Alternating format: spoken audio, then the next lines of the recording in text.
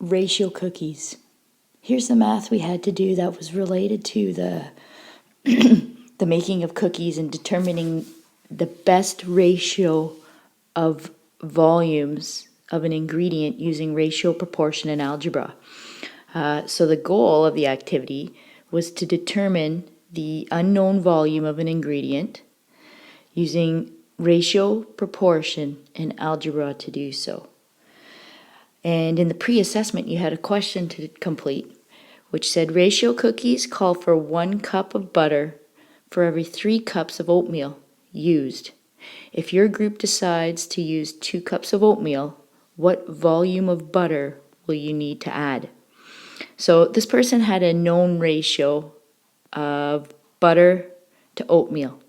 So they wrote it as a fraction of 1 out of 3. So you can see that 1 out of 3, the 1 represents the butter, the 3 represents the oatmeal.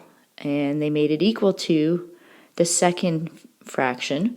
We didn't know the amount of butter in the second fraction, so they represented that volume with y over 2 for 2 cups of oatmeal. And you can see here they get a check mark where they cross multiplied. So they've written down the number 1 times 2, and that came from looking across the equal sign and writing that as a multiplication step. They then wrote an equal sign, and you can see they then have 3y, and that comes from multiplying across the equal sign again, and we call that cross multiplying. What they have done in the next step below it is they've actually done the math of 1 times 2 to get the answer of 2. That is equal to still 3y. So we're just copying the line above each time. Now, we got to get rid of that 3 that's being multiplied by the y. So y and 3 are being multiplied, and we choose the opposite operation, which is divided by. So we divide the 3y by 3, and we divide the 2 by 3, so that we've done the same thing to both sides.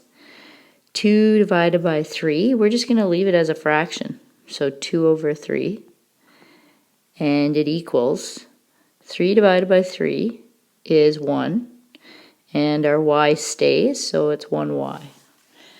And this person also included a therefore statement, which says, therefore, we need 2/3 of cups of butter. Good.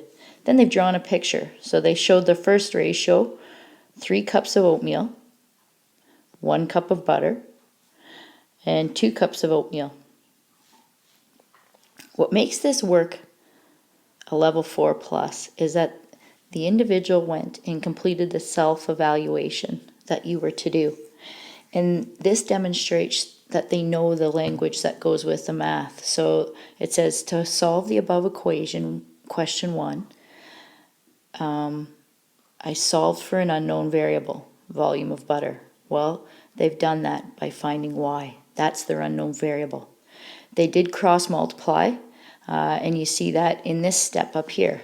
Okay, and some people actually even labeled their steps on their work, which is an incredible demonstration of knowledge. They drew a picture of 3 cups of oatmeal to 1 cup of butter.